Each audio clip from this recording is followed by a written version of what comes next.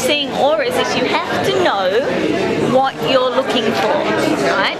Because most people can see them, right? Even blind people can generally see auras, but you have to know what you're looking for.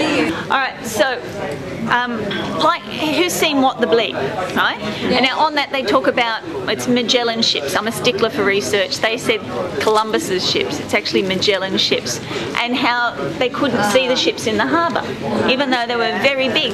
Auras are like that. It's a big thing that surrounds us all the time, and you can see them if you know what you've got to look for. So all you need is someone to show you what to look for. It will get better over a period of time. So what I'm going to show you today is just a technique so that you'll be able to see it, and then you can just practice it.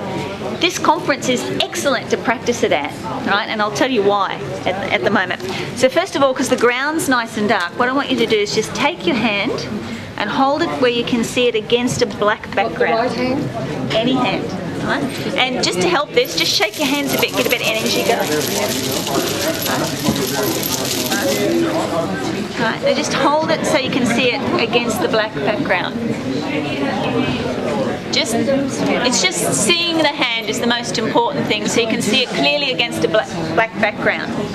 Now what you should notice, if you just look at that for a little bit, take your eyes slightly out of focus, like those magic pictures, you know, where you take your eyes out of focus, and you should be able to see like a clear outline around your hand, right, that looks like you've just tapped your hand on water and a ripple's come out from your hand.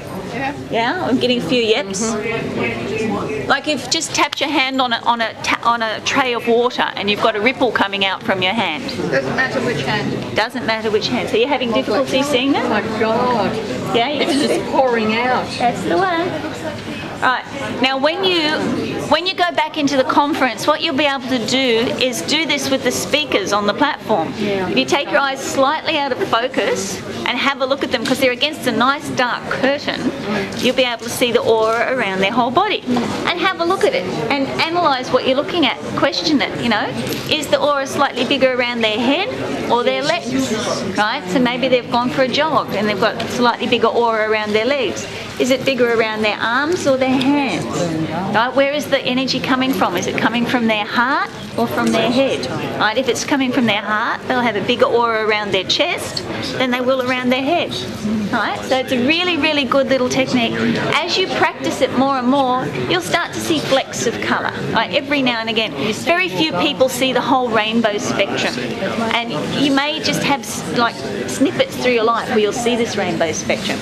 But more often than not, it's just that clear ghosting around the outside. And really what you are looking at is your own ghost, right? It's just a little bit outside of your body. We believe that you live in many different bodies, and what you're looking at is your energy body that's around the outside. That's how they take Kirlian photographs. So is there anybody that didn't see that around the outside of their hand? All right. Right, and what I want you to do is take 3 really deep breaths. Just a little bit. Just same way, just by crossing your eyes just a little bit. Yeah, a little, just cross them a little bit.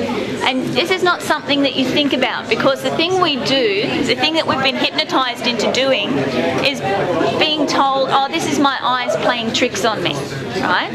You've got to sort of switch your mind off a bit so you don't think this is my eyes playing tricks on me, okay?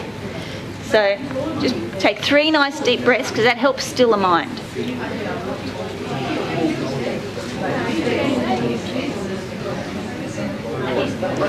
Now just put your hand down and just have a look again. Did you go better?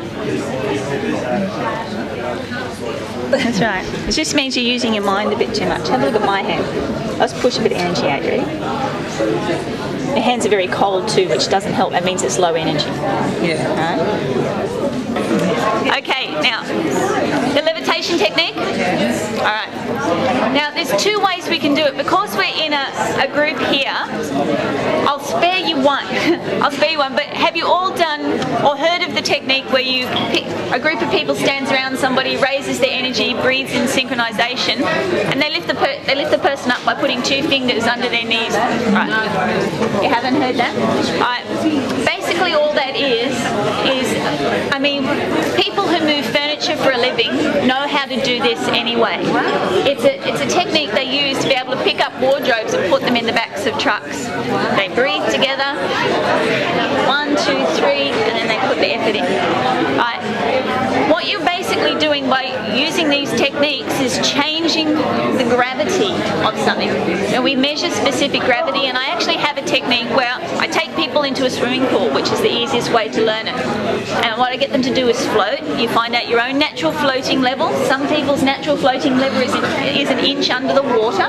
It's okay, as long as you can keep putting your head up and breathing. But from whatever that natural floating level is, without holding your breath or adjusting your breathing, because if you adjust your breathing, it's simply the amount of air in your lungs varying your buoyancy. Right? So you just hold your breath at a particular level, and then I show you a meditation technique whereby you will lower yourself in the water and raise yourself. And this is the technique that the Tibetans use when you hear about them travelling across vast distances very quickly, actually lighten themselves so they can move more quickly.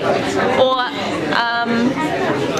how the rocks were moved to Easter Island, or the rocks were moved to the standing circles, right? They just changed the gravity for a specific period of time.